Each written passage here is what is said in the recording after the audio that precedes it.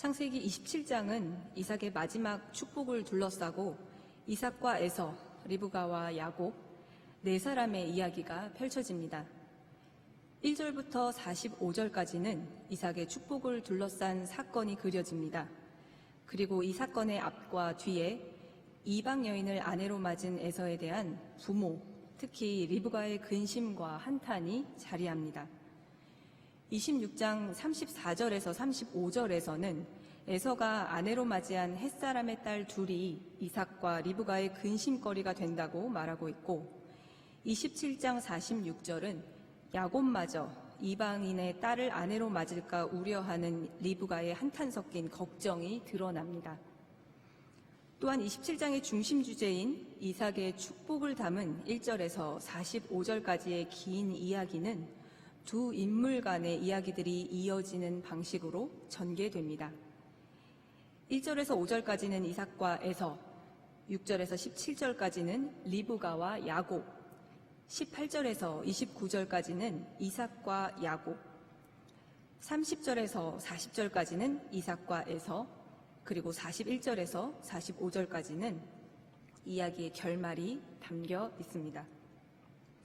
이야기는 맏아들 에서를 축복하고자 하는 이삭과 에서가 아닌 야곱을 축복의 계승자로 여기는 리브가의 분명한 입장 차이에서부터 이삭의 축복을 찬탈하려는 리브가와 야곱의 주도 면밀한 계획과 실행, 축복을 빼앗긴 에서의 울분과 이삭의 반응 등으로 이어지며 긴장이 깊어집니다.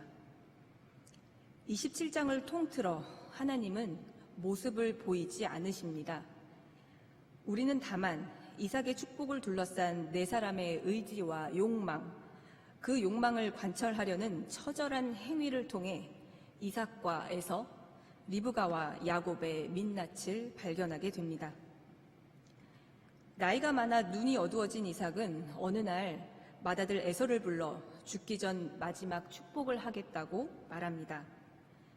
오늘 이야기 직후에 야곱이 라반 삼촌이 있는 밧담 아람에 가서 산 세월이 20년 정도이고 이삭이 눈을 감은 나이가 180세이니 이때 이삭의 나이는 대략 160세 이전이라고 볼 수 있겠습니다. 이삭은 이 사건 후 적어도 20년 이상을 더 살지만 눈이 어두워지자 스스로를 언제 죽을지 모르는 존재로 여깁니다. 이 생각이 아들을 축복하고 싶은 이유입니다. 고대인들은 임종 직전의 사람에게는 예언의 은사 능력이 있다는 믿음을 가지고 있었다고 합니다. 이삭은 죽음의 때를 느끼고는 맏아들을 불러 그에게 마지막 축복을 하고자 합니다. 이삭의 기도로 리브가의 태에 찾아온 쌍둥이 아들 에서와 야곱은 태중에서부터 서로 싸웠습니다. 그때 주님으로부터 아내가 들은 말씀이 있었습니다. 한 백성이 다른 백성보다 강할 것이고 형이 동생을 섬긴다는 말씀이었습니다. 달이 차서 아기들이 태어났고 맏아들 에서는 날쌘 사냥꾼이 되었습니다. 아내와 달리 이삭은 에서를 사랑했는데 언젠가부터 에서가 사냥해온 고기에 맛을 들인 후였습니다. 이삭은 아브라함의 아들이고 명백하게 축복의 계승자입니다. 그러나 지난주 살펴보았듯이 창세기에서 이삭은 분량이나 내용 면에 있어서 그 존재감이 크지 않습니다. 성경에서는 이삭의 성품이나 업적이 될 만한 일들이 거의 나타나지 않습니다.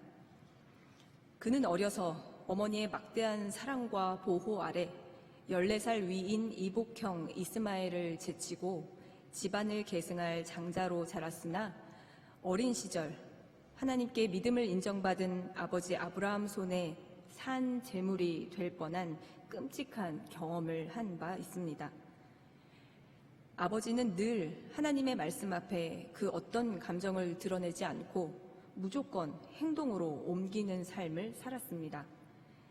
모리아산 어딘가에서 겪었던 그 일이 이삭에게는 평생에 남을 트라우마였지만 아버지 아브라함은 그 일을 통해 하나님께 순종을 확인받고 축복을 받았습니다. 그가 겪은 가장 큰 사건 중 하나인 그 일 이후 이삭은 리브가와 결혼할 때가 되어서야 다시 성경에 등장합니다. 이삭의 생애에 등장한 지역명 가운데 주목할 만한 두 장소가 있는데 그곳은 브엘라 헤로이와 브엘세바입니다. 모리아산에서 겪은 그 일에서 살아난 후 브엘세바로 갔던 아버지 아브라함과 달리 이삭은 브엘라 헤로이에서 거주한 것으로 보입니다. 아버지 아브라함이 눈을 감았을 때에도 이삭은 브엘라 헤로이 근처에 살고 있었습니다. 창세기 24장 62절에서 한동안 등장하지 않았던 이삭이 네겝에서 리브가를 만나기 전 살았던 곳이 브엘라 헤로이입니다. 그런데 이 브엘라 헤로이는 창세기 16장에서 하갈이 여주인이자 이삭의 어머니인 사라의 학대를 피해 도망 나온 길에 주님의 천사를 만났던 곳입니다. 그곳에서 하갈은 주님으로부터 많은 자손을 약속받았습니다. 주님은 하갈이 고통 가운데 부르짖는 소리를 들으셨고 태어날 아기 이름을 하나님이 들으시다라는 뜻인 이스마엘이라고 지어주셨습니다. 그렇게 라헤로의 우물, 나를 돌보시는 살아계시는 분의 우물이라는 뜻의 브엘라 헤로이 이름이 지어집니다. 창세기 22장 이후 성경은 이삭의 이야기를 들려주지 않지만 어린 나이에 스스로는 감당하기 힘들었을 사건을 경험한 이삭이 거했던 곳이 브엘라 헤로이였고 그 옛날 막막한 삶의 벽 앞에 울부짖은 하갈과 이스마엘처럼 그곳에서 이삭도 분투한 시간이 있었다면 가령 아브라함의 아들로서 그리고 스스로도 하나님을 향한 믿음의 사람으로서 자신이 겪은 사건과 아버지와 하나님을 이해하기 위해 시간을 보낸 곳이 그곳이었다면 하갈과 이스마엘의 울음을 외면하지 않았던 그들을 만나시고 축복하셨던 하나님은 분명 그곳에서 동일하게 이삭을 만나 말씀하지 않으셨을까 하는 생각을 하게 됩니다. 또 흉년으로 인해 그랄 땅으로 간 이삭은 농사를 짓고 소유가 늘어 부유해집니다. 그곳 평원에 장막을 치고 우물을 파며 살았던 이삭이 브엘세바에 갔는데 거기서 이삭은 주님을 만나고 아버지가 들었던 축복의 말씀을 듣습니다. 아버지처럼 이삭도 그곳에 제단을 쌓고 주님의 이름을 부르며 예배를 드립니다. 브엘세바는 7으로 이루어진 맹세의 우물이라는 이름 뜻을 가진 곳인데 이삭의 아버지 아브라함이 우물의 소유권을 두고 블레셋 사람들과 다툼이 있던 때에 새끼 암양 7마리를 주고 우물을 판 증거로 삼은 곳이자 영생하시는 주 하나님의 이름을 부르며 예배를 드렸던 곳입니다. 그런데 아브라함만 아니라 하갈 역시도 이곳에서 중요한 사건을 경험한 적이 있습니다. 창세기 21장에서 사라는 하갈의 아들인 이스마엘이 아니라 그보다 14살 어린 자신의 아들 이삭을 아브라함의 계승자로 공고히 하고자 합니다.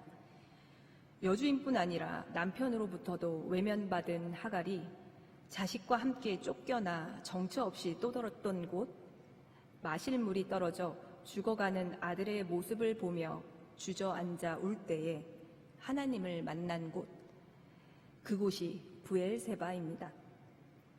그곳에서 하갈은 이스마엘의 울음소리를 들으신 하나님으로부터 아들에게서 큰 민족이 나올 것이라는 약속을 받습니다. 브엘라 헤로이와 브엘세바, 이 두 장소는 삶의 막막한 어둠 속에서 울부짖을 수밖에 없을 때 그 울음을 들으신 하나님을 만난 곳이고 예배의 자리이며 하나님으로부터 복된 약속을 받은 장소입니다. 나이 들어 눈이 어두워진 이삭은 어느 날 에서를 불러 축복하고자 합니다. 이때 이삭이 내세운 축복의 이유는 죽음에 대한 감지였고 축복의 조건은 에서가 사냥하여 만든 별미입니다.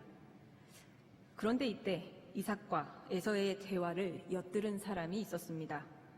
이삭이 사랑하는 아내, 함정에 빠뜨리는 사람이라는 이름 뜻을 가진 리브가입니다. 그녀는 임신을 하기까지는 남편의 기도에 의지했었고 임신 후 태아 둘의 움직임을 통해 주님으로부터 쌍둥이에 관한 말씀을 들었습니다. 아이들이 태어나 남편 이삭은 맏아들 에서를 사랑하기까지 사냥해온 고기의 맛을 들이는 과정이 필요했으나 그녀는 야곱을 사랑했습니다. 어쩌면 리브가는 임신 중에 들었던 한 백성이 다른 백성보다 강할 것이고 형이 동생을 섬길 것이라는 말씀을 평생 중요하게 여겼던 건지도 모릅니다. 어쩌면 리브가의 눈에는 주님의 말씀을 알고도 이삭이 변심을 했다고 보였을지도 모르겠습니다. 그렇다면 리브가는 주어진 상황에 굴하지 않고 받은 말씀을 기억하며 믿고 있는 바를 실현해내고자 하는 강한 뜻을 가진 사람입니다. 그녀는 더 강한 생존력을 가진 아들을 지지합니다. 리브가가 한 아들을 사랑하고 지지하는 일은 상대적으로 더 약한 다른 한 아들을 바라보지 못하게 합니다. 리브가는 남편의 축복을 받아야 할 아들로 야곱을 결정짓고 그 뜻을 관철시켰고 그 과정에서 맏아들 에서의 존재는 완벽하게 사라집니다.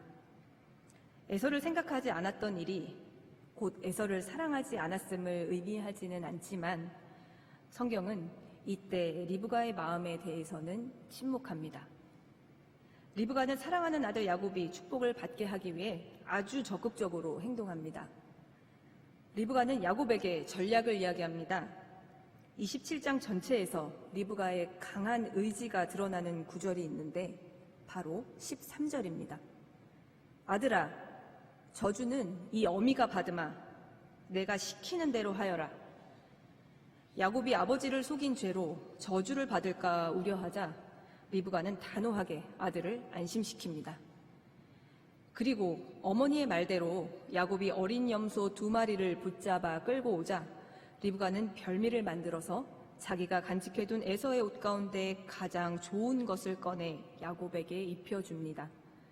그리고 염소 새끼 가죽을 야곱의 손과 목덜미에 둘러 위장을 시켜주고 자기가 만든 음식을 야곱에게 들려줍니다. 그렇게 리브가의 계획대로 야곱은 무사히 축복을 받았고 에서는 받았어야 할 축복을 빼앗깁니다.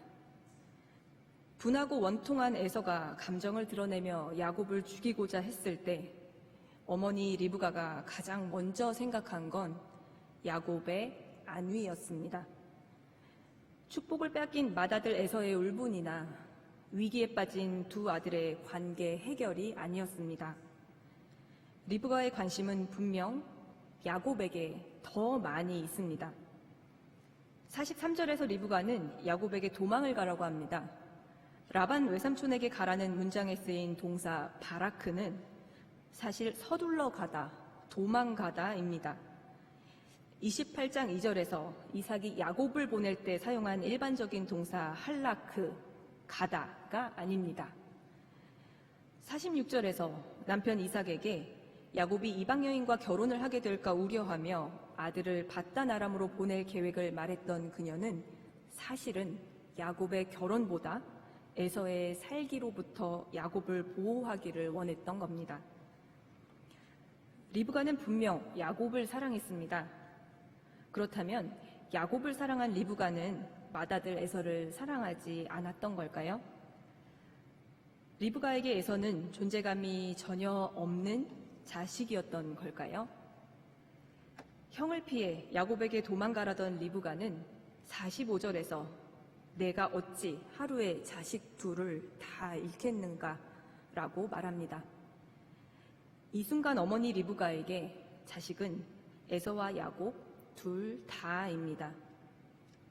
태중에서 들었던 말씀이 리브가로 하여금 그토록 야곱의 안위만을 바라고 사랑하게 했는지는 모르지만 그래서 리브가의 야곱 사랑이 맏아들 에서의 존재를 바라볼 여유를 앗아갔는지는 모르지만 적어도 그녀는 아들 둘 모두를 잃고 싶지는 않았던 어머니였습니다. 이 사건 이후 리브가는 더 이상 등장하지 않습니다. 야곱을 친정으로 보낸 후 그녀는 그토록 유난스럽게 지켜낸 아들 야곱을 다시 만나지 못합니다. 창세기 49장 31절에서 리브가가 이삭과 함께 조상들의 묘실인 마므레 앞 막벨라 밭에 묻혀 있다는 기록이 그녀에 관한 마지막 기록일 뿐입니다. 어머니의 전폭적인 지지를 받은 아들 야곱, 그는 태어나면서부터 쌍둥이 형의 발목을 잡았습니다. 그는 낡거나 구식이 된 것을 대신하다, 대체하다는 이름 뜻을 가졌고, 대체하다보다는 속이다, 빼앗다는 뜻을 가진 사람으로 더 유명합니다. 야곱은 그 옛날 형에게서 장자권을 사들입니다. 야곱은 환경에 구애받지 않습니다. 그는 주어진 상황에서 자기의 이득을 도모하고 얻어낼 줄 아는 사람입니다. 그는 셈이 빠르고 재간이 있습니다. 허기진 형이 배가 고파 죽을 지경이라며 죽을 좀 빨리 먹자고 말해도 먼저 형의 맏아들 권리를 파시오 라고 말하며 자기가 원하는 것을 집요하고 치밀하게 얻어내는 능력을 가지고 있습니다. 야곱은 어머니 못지않은 전략가이기도 합니다. 야곱은 형 에서가 받을 축복을 빼앗기 위한 어머니의 계획을 듣자마자 그 전략의 허점을 간파합니다. 27장 12절에서 야곱은 아버지를 속이는 죄를 부담스러워하기보다는 털이 많은 형과 매끈한 자기 피부의 차이 때문에 아버지를 속인 사실이 들통나서 복이 아닌 저주를 받게 될까봐 걱정합니다. 야곱은 어머니의 전략에 대해 문제를 제기하고 어머니는 그 문제점을 보완합니다. 어머니 말씀을 따라 형 에서의 분장을 한 야곱은 아버지 앞에 섭니다. 연출은 어머니 리브가가 했지만 이 극을 재현하는 사람으로서 야곱은 극본에 있는 빈 괄호들을 완벽하게 채워가며 열연합니다. 하지만 연기를 시작하자마자 야곱은 아버지의 예리한 질문을 받습니다. 어떻게 그렇게 빨리 사냥거리를 찾았느냐? 이때 야곱은 충격적인 대답을 합니다. 아버지께서 섬기시는 주 하나님이 일이 잘 되게 저를 도와주셨습니다. 그는 하나님의 이름을 들어가며 거짓으로 위장합니다. 에서를 연기하는 야곱 앞에서 눈이 어두운 그 아버지 이삭은 몇 차례의 검증을 합니다. 이 검증은 5개의 감각을 통해 이루어집니다. 이삭은 오감 가운데 우선 시각이 약합니다. 그러나 청각은 살아있는 이삭이 야곱의 목소리를 의심합니다. 이삭은 촉각을 통해서도 앞에 있는 아들이 에서가 맞는지 확인하고자 합니다. 털이 많은 에서와 매끈한 야곱을 구분하기 위해서는 직접 만져보는 것만큼 확실한 수단이 없으니까요. 그러나 아버지만큼, 아니 아버지보다 치밀한 야곱은 사전에 이 부분을 정확하게 간파했고 자신과 어머니의 전략이 지닌 취약점을 이미 보완했습니다. 야곱은 촉각 검증도 통과했습니다. 시각도, 청각도, 촉각도 문제가 되지 않았습니다. 하지만 이삭은 아직 의심을 거두지 못합니다. 24절에서 이삭은 묻습니다. 내가 정말로 나의 아들 에서냐?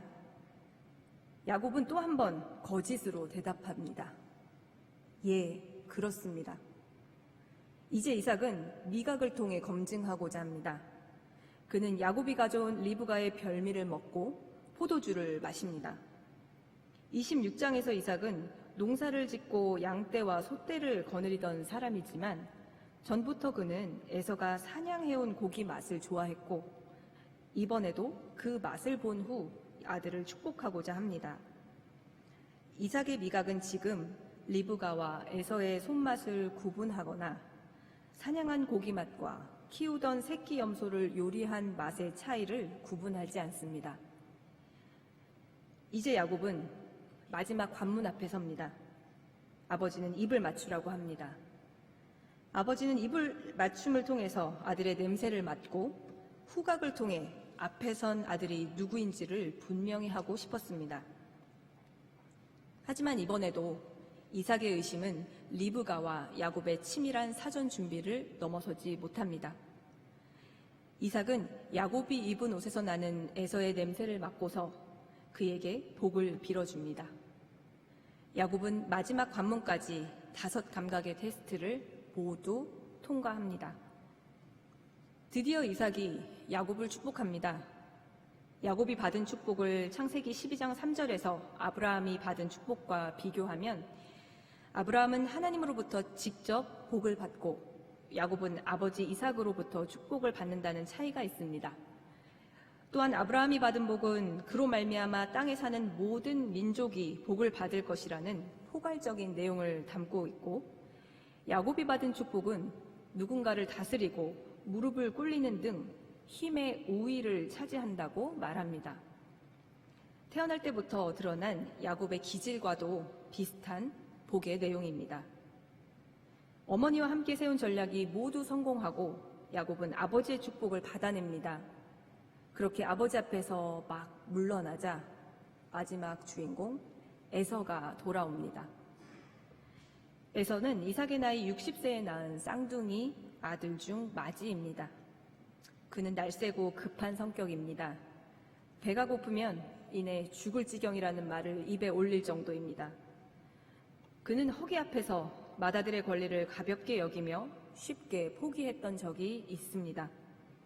앞뒤를 잘 재지 못하고 상대의 의중을 쉽게 파악하지 못하는 에서는 자신과 달리 차분한 성격을 가진 동생 야곱에게 맏아들의 권리를 팔고 죽 한 그릇을 사 먹었습니다.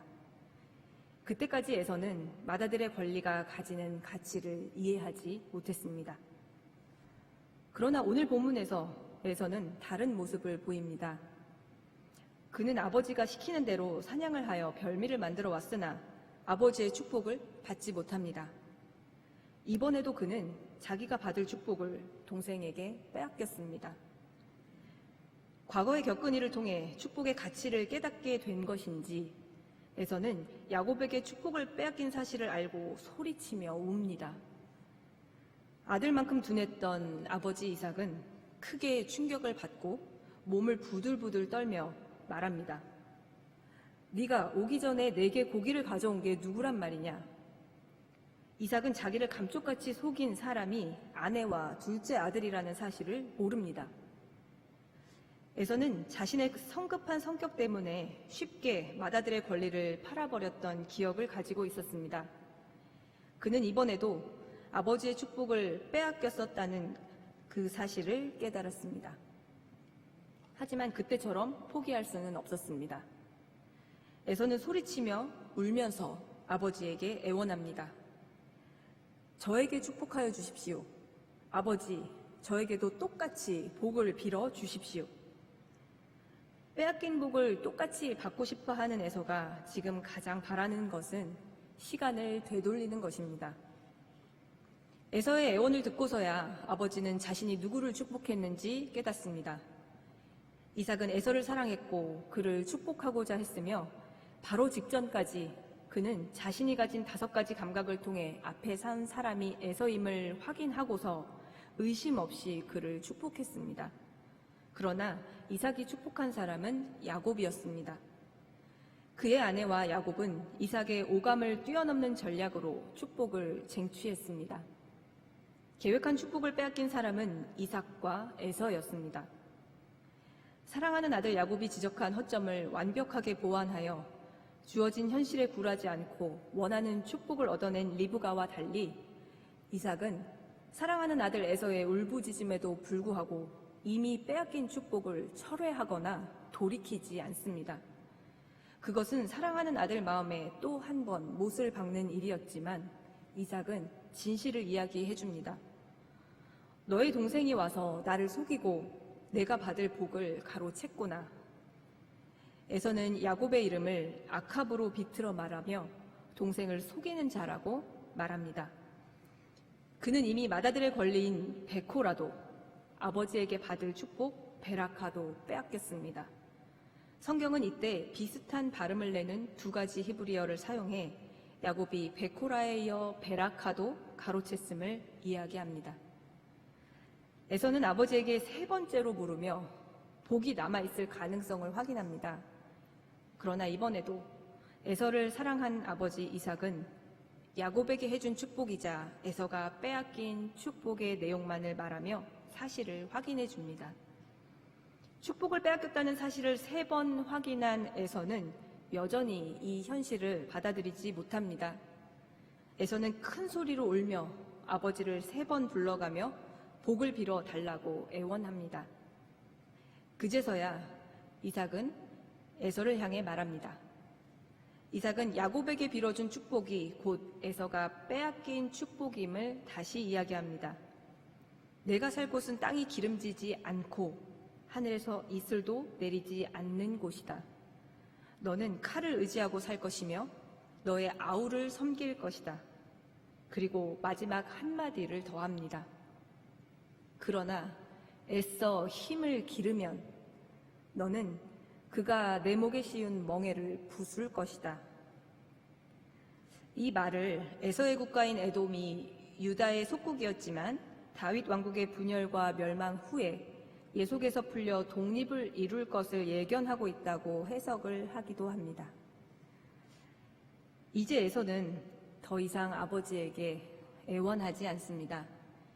그는 빼앗긴 축복 때문에 야곱에게 원한을 품습니다. 야곱을 죽일 마음을 먹고 그 말을 하고 다닙니다. 역시 에서는 의도를 숨기지 못합니다. 그러나 실상 에서는 이 원한을 살인으로 관철시키지는 않습니다.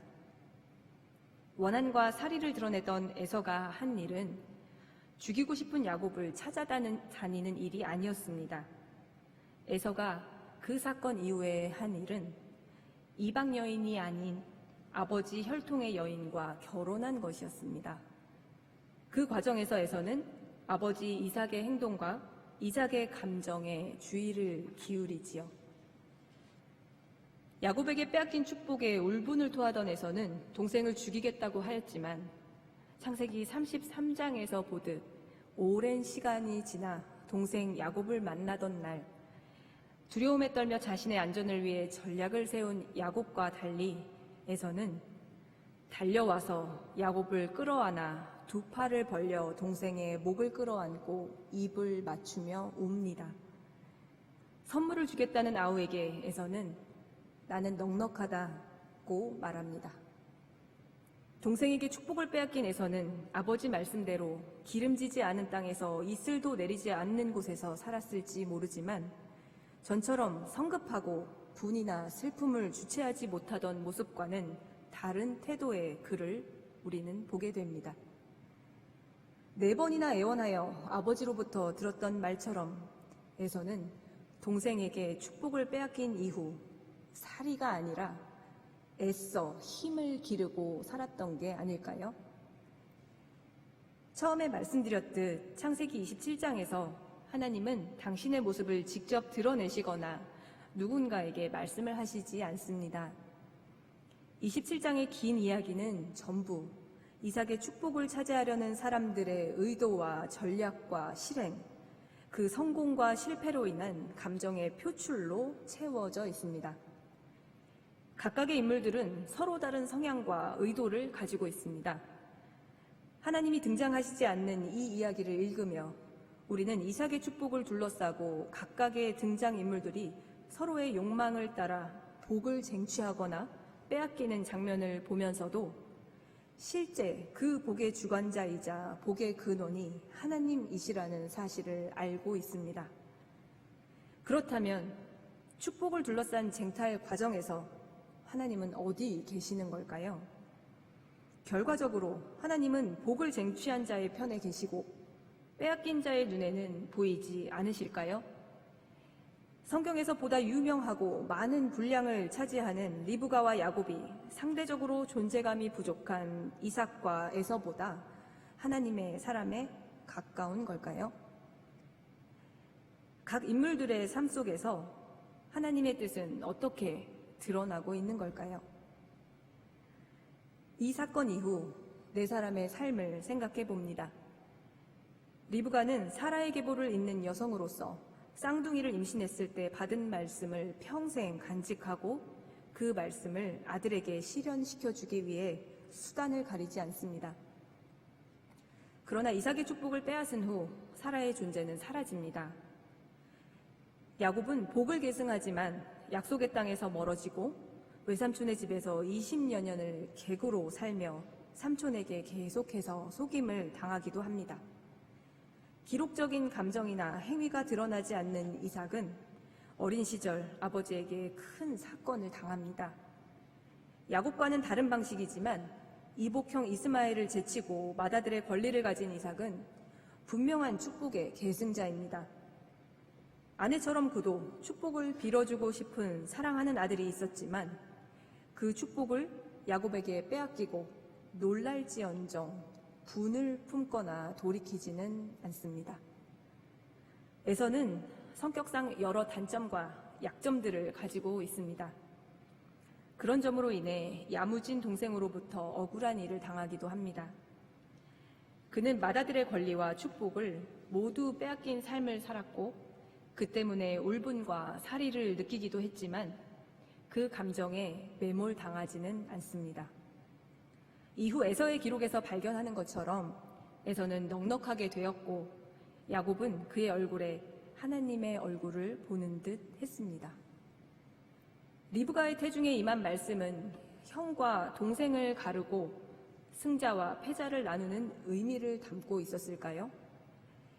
그 말씀은 축복의 쟁취를 위해 모든 수단을 희생시키는 것을 옳게 보고 있었을까요? 이삭과 리브가, 에서와 야곱은 모두 눈에 보이는 축복만 얻고자 하는 욕망만을 가지고 있었을까요? 그들 마음 안에 정말로 있었던 것은 무엇일까요? 그들 모두에게는 분명 축복을 둘러싼 강한 욕망이 있었습니다. 그러나 더 깊은 곳에는 에서를 향한 아버지 이삭의 사랑이 있었고 야곱을 향한 어머니 리브가의 사랑이 있었습니다. 아버지 이삭을 바라보는 아들 에서의 마음이 있었고 날 때부터 형에게 뒤처졌으나 태생적인 자리에 안주하고 싶지는 않은 야곱의 갈증이 있었습니다. 하나님은 이 모든 과정에서 그들 모두에게 아무런 말씀을 하지 않으십니다.